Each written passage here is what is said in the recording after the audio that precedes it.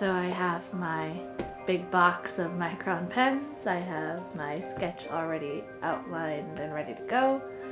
I just need to start recording and start sitting down and doing this new illustration for Caelestae 3. Because, you know, working on Basilius 2 is just too much to ask right now. It seems to be a reoccurring theme amongst these videos. I swear, I'm working on the actual script for it. I think the pictures are going to have to come afterwards. Backwards process, I know, but let's jump right into it. So the reason I think I'm having such a hard time with doing Basilius artwork right now is that the artwork in the Basilius books are more like sketches. It's like my pencil sketches, which I absolutely do love to do. But as of recently, I have been more in a painting kind of mindset, which is more of the Caelestae illustrations. So that's probably contributing to why I just can't seem to bring myself to sit down and do Basilius stuff yet for you guys. And I'm really sorry about that, because I know in like retrospect, like Caelestae 2 and 1 are already done. Basilius 2 hasn't been really touched upon, except for maybe the script, which is kind of like behind the scenes stuff, and you're not going to see that for a while on my Wattpad channel. So anyway, getting back to this illustration piece is obviously for Caelestae 3, which I seem to be doing a lot lately. I guess that's just where the motivation is, which kind of sucks because I really need to get Basilius done, but I can't help it, especially with these two characters in the piece. One is Persephone, which you all, whoever follows my channel religiously knows that I did one back called Persephone's Plight, which was also for Caelestae 3. She's one of the main antagonists in the story, and back in, without spoiling too much, in book 2, she and Abigail, the main character, finally met.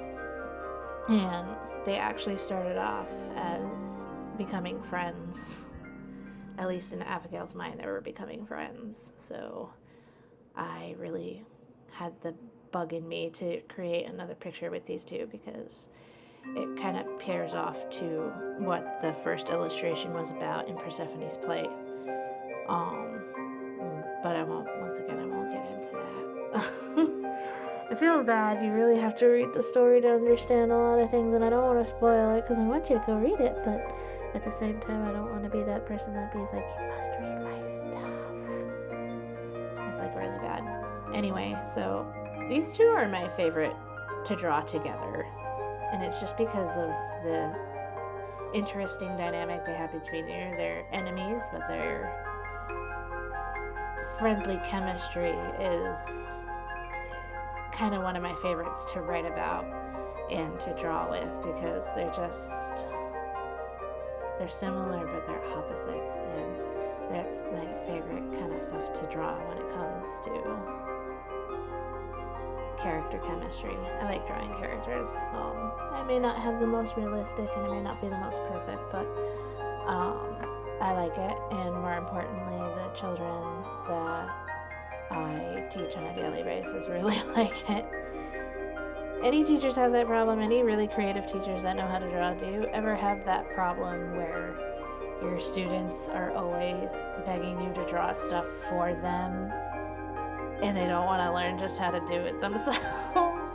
I know I'm teaching pre-Kers, and realistically they're never going to get to draw as well as me at this age, obviously, but like even with my 5th graders who had real potential, they sometimes got really down on themselves, and I was like, oh, come on. I was like, give yourself credit. You're drawing better than me than I did at your age. When I was like back in 5th grade, I think I was still drawing stick figures. So yeah, I don't know. This is very rambly today. I'm sorry.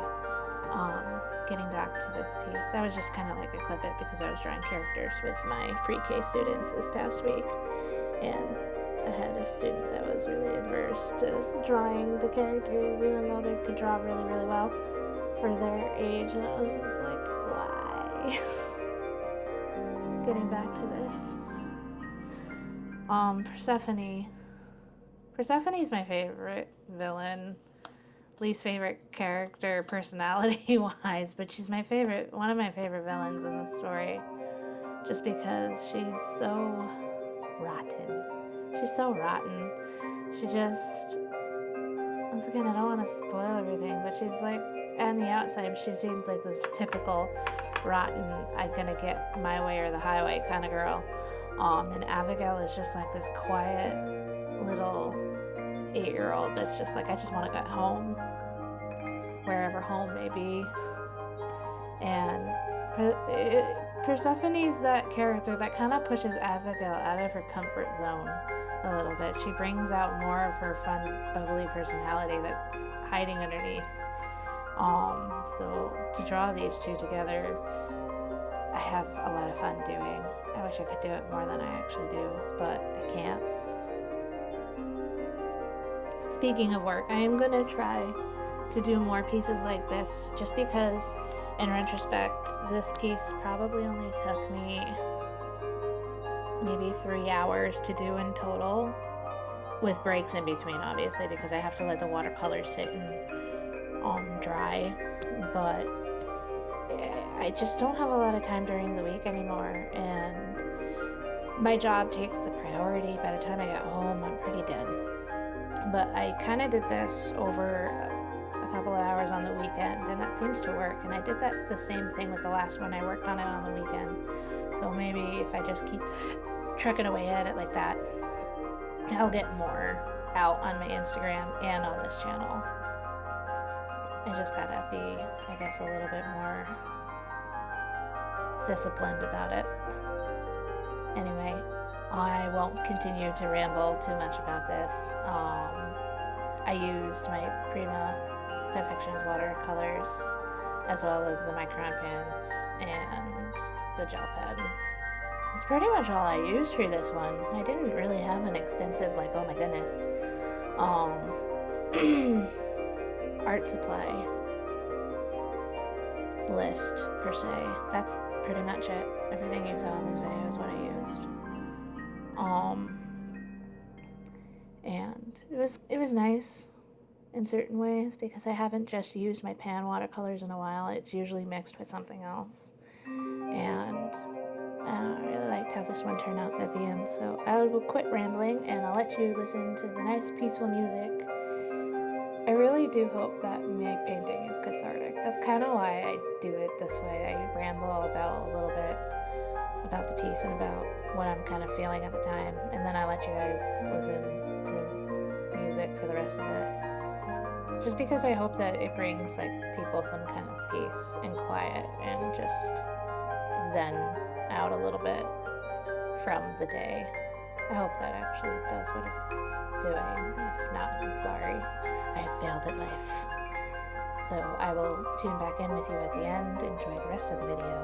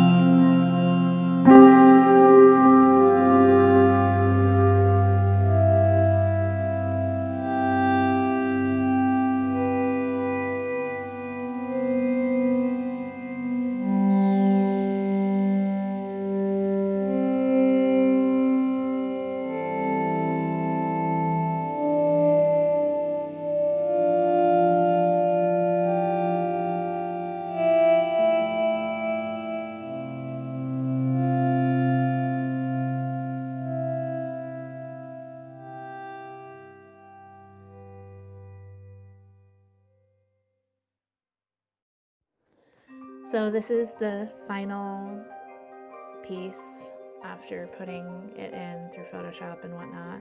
I tried not to Photoshop this one too much because I kind of liked it as is. I just wanted to brighten up the colors because, as I said before in my last video, my camera dulls the pictures and everything, and it's really sad because it's not how it actually looks. So I just kind of used Photoshop to touch it up a little bit. So let me know what you think of the video down in the comments. Don't be afraid to be honest. If you want to actually hear more rambles, more specific rambles of stories or whatnot, just like, as I said, leave a comment down below. Tell me what you think of it. I will see you in the next video.